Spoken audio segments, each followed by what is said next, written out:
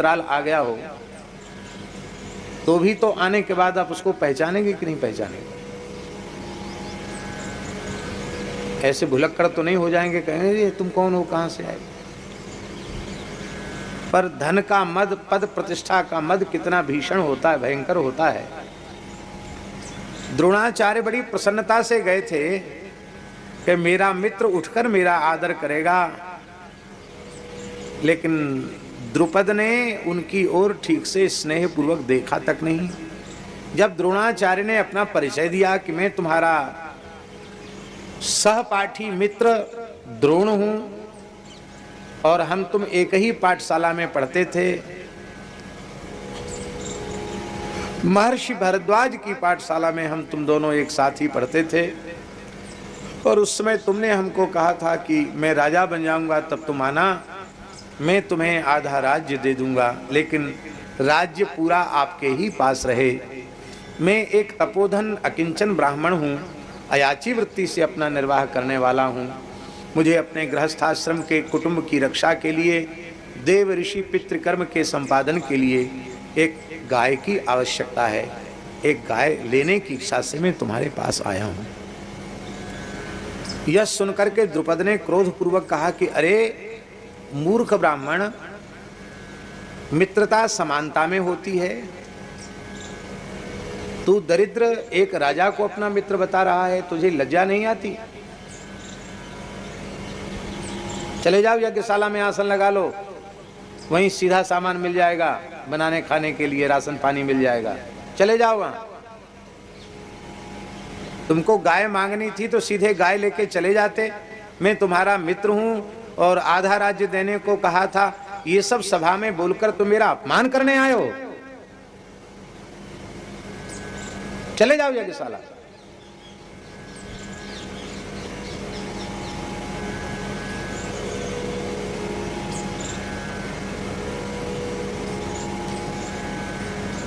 देखो,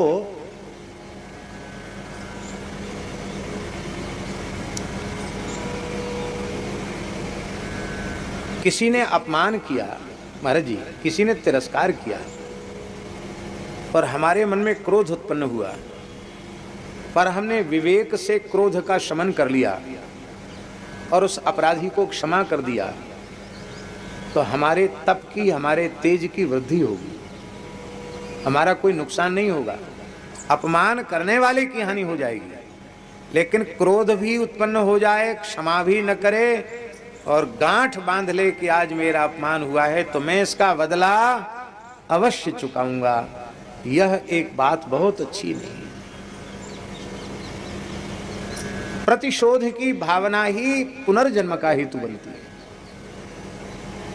प्रतिशोध नहीं करना। भगवान के भक्त तो अजात शत्रु होते हैं। द्रुपद वहां रुके नहीं, उन्हें कोई सीधा सामान लेने थोड़ी आए थे, और वहां से वो चले और अपने साले साहब के पास गए। साला साहब जानते कौन? कृपाचार्य जी, उनके खास साले हैं। कृपाचार्य की बहन ही द्रोणाचार्य जी को ब्याही थी और कृपाचार्य जी कुलगुरु थे। अब यहाँ एक बात है झा जी कि गाय ही लेनी थी तो अपने साले साहब से ले आते। वो कुलगुरु थे कौरवों के, तो वो एक क्या 10 गाय दे देते, कोई कमी थी। लेकिन सम्मान का भी लोभ होता है ना कि मैं द्रुपद के यहाँ जाऊंगा, द्रुपद मेरा आदर करेगा, लोभ। कृपाचार्य ने कहा कि देखो, मैं तुम्हारी सिफारिश करूं ये बहुत अच्छी बात नहीं है, लेकिन अभी कौरव पांडव ये जो कुरुवंश के बालक हैं परस्पर खेल रहे हैं, इनको कुछ तुम चमत्कार दिखाओ, रहो हमारे ही घर में, कुछ चमत्कार दिखाओ, चमत्कार को नमस्कार होता है। पुरानी कहावत है, रोटी खाओ घी शक्कर से, दुनिया पुजाओ मक्कर से, पहाड़ी बाबा महाराज कहते थे। मक्कर माने कुछ न कुछ करतब दिखाना, करामात दिखाओगे तब न लोग तुमको मानेंगे। चाहे भले भूत प्रेत भगाने वाला हो, कुछ भी हो, कुछ न कुछ ऊट पटांग करके दिखाओ। इसको मक्कर कहते हैं साधुओं की भाषा में। तो द्रोणाचार्य घूम रहे थे, और हम बहुत संक्षेप में बता रहे हैं। कौरव पांडव दोनों बालक ही थे, उनकी खेलते खेलते गेंद कुएं में चली गई, और वो सब बेचारे कुएं में झांक रहे थे कि इतने गहरे कुएं में चली गई गेंद, अब इस गेंद को कौन लावे। एक दूसरे का मुंह ताक रहे थे। तब तक द्रोणाचार्य जी वहां पहुंच गए। बोले, अरे कैसे क्षत्रिय हो, तुम्हारी एक गेंद कुएं में गिर गई है, कैसे क्षत्रिय बालक हो, तुम नहीं निकाल सकते। बोले, बाबा कैसे निकलेगी। बोले, अभी हम निकाल के दिखाते हैं। एक मुट्ठी सींक ले आओ। सींक, बच्चे सींक ले आए। उस एक मुट्ठी सींक को द्रोणाचार्य ने अपनी मुट्ठी में लिया, और धनुर्वेद का उनसे बड़ा ज्ञाता भला कौन हो सकता है। मूर्तिमान धनुर्वेद ही थे मानो द्रोणाचार्य। उन्होंने अभिमंत्रित किया, और वो सींक अभिमंत्रित करके छोड़ी, तो वह एक सींक जा करके उसमें गड़ गई गेंद में, और फिर सींक में सींक जुटते हुए जैसे कोई रस्सी से खींच ले, ऐसी सींक में सींक जुटती हुई चली गई, और गेंद को निकाल के बाहर दे दी, बालकों को दे दिया। अब बालक दौड़े दौड़े आए, भीष्म जी की गोद में बैठ गए। लिखा भी है पुराणों में, जब भीष्म जी सरसैया पर पड़े हैं, महाभारत में भी लिखा है कि मैं कितना हतभाग्य हूँ। युधिष्ठिर कह रहे हैं, बचपन में खेलते खेलते धूल से भरे हुए वस्त्रों से शरीर से मैं आपकी गोद में बैठ करके आपके धवल वस्त्रों को धूमिल कर देता था, धूल धूसरित कर देता था, आपकी दाढ़ी को पकड़ने लग जाता था, लेकिन आप कितना स्नेह करते थे, और हमने स्नेह शून्य होकर आपकी यह दुर्दशा कर दी, मेरी क्या गति होगी। विलाप करते हैं युधिष्ठिर। बालक गोद में बैठे हैं, सारी बात बताई, तो भीष्म पितामह समझ गए कि इस प्रकार की अस्त्र विद्या केवल और केवल इसमें धरती पर द्रोणाचार्य जी में, या तो हमारे गुरु परशुराम जी में है, या श्री द्रोणाचार्य में है, तीसरे में ऐसा दिव्य ज्ञान अस्त्र का संभव नहीं है। ये तो बड़े सौभाग्य की बात। बोलो, कहाँ मिले आपको।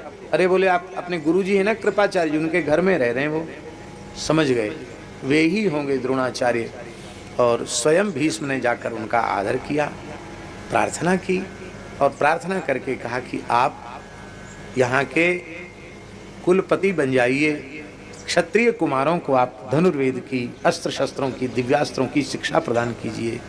और उनको महल दे दिया, एक प्रकार से अपने जैसा ठाट बाट उनको प्रदान कर दिया। अब देखिए महाराज जी, बहुत बारीक बात कह रहे हैं कि जब एक गाय लेने के लिए गए थे, नहीं मिली, और सब कुछ मिल गया, महल मिल गया, गायें मिल गई, सारी सुख सुविधा मिल गई, तो अब प्रतिशोध का त्याग कर देना चाहिए था।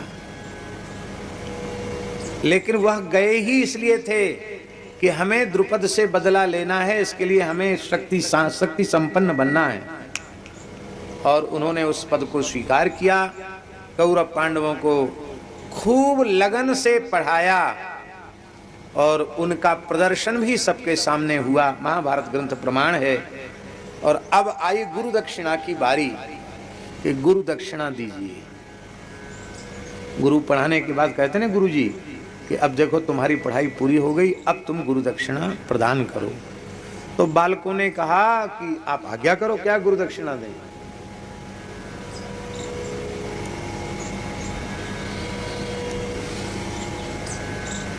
बोले, हमारी गुरु दक्षिणा यही है कि द्रुपद को परास्त करो, और उसको अपदस्थ करके उसका राज्य छीन करके मुझे अर्पित कर दो, ये मेरी गुरु दक्षिणा है। ये भाव था उनके मन में। और कौरवों ने चढ़ाई की, पर अतिरथी महावीर द्रुपद ने सबको परास्त कर दिया। कर्ण की भी दाल वहां गली नहीं, कर्ण भी पराजित हो गया। द्रुपद महारथी थे, कोई सामान्य योद्धा नहीं थे द्रुपद। पर जब पांडवों को कहा गया तो वीरवर अर्जुन ने, गांडीवधारी अर्जुन ने, महाबली भीमसेन ने, युधिष्ठिर ने, पांचों पांडवों ने युद्ध किया, और द्रुपद को परास्त ही नहीं किया, द्रुपद को रस्सियों से बांधकर अर्जुन ने द्रोणाचार्य के चरणों में डाल दिया।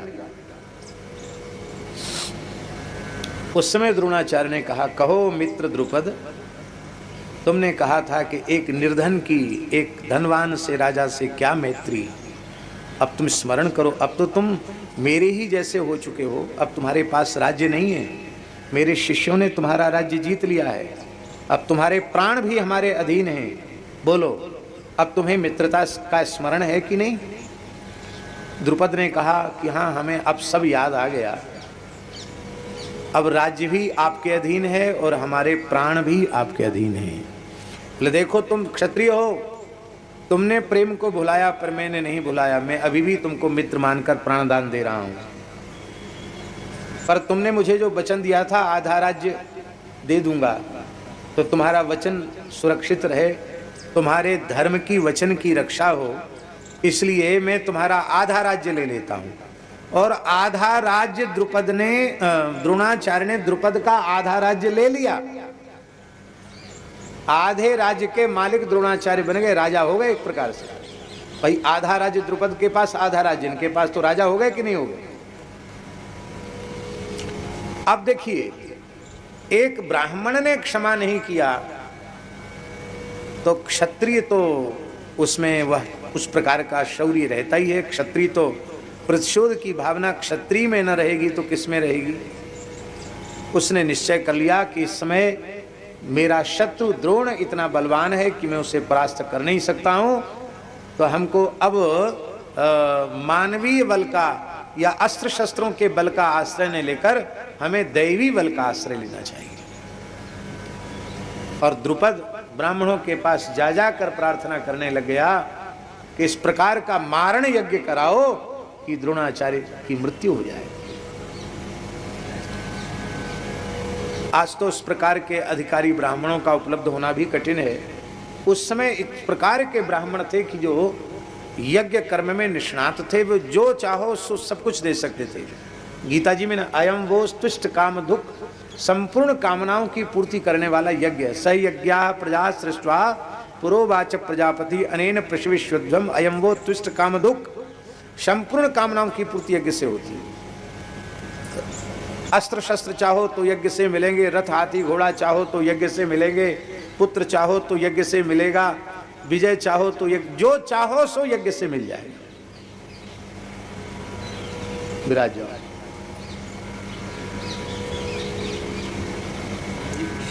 आश्रम में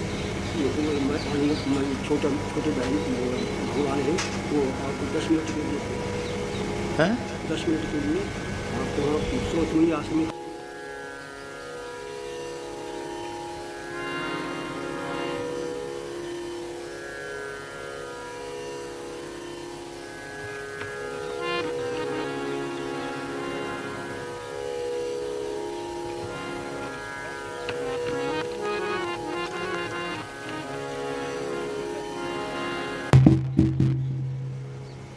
क्या कह रहे थे, हमको याद दिलाओ। हाँ, यज्ञ से संपूर्ण कामनाओं की पूर्ति होती है। उस समय 2 भाई थे, याज और उपयाज। वो भी बड़े श्रौत कर्म के, यज्ञ कर्म के निष्णात थे। उनके पास द्रुपद गए, पहले याज के पास गए। याज ने कहा कि मैं करा तो सकता हूं तुम्हारे अभिष्ट की पूर्ति के लिए यज्ञ, लेकिन एक ऋषि को, एक ब्राह्मण को मारने का संकल्प लेकर मैं यज्ञ कराऊं, चाहे जितनी बड़ी दक्षिणा दो, मैं धन का लालची नहीं हूं, ऐसा कर्म नहीं करा सकता। लेकिन मेरा भाई थोड़ा लालची ज़्यादा है महाराज जी, उपयाज थोड़ा दक्षिणा का लालची ज़्यादा है। वो दक्षिणा दो तो कुछ भी करा सकते हो।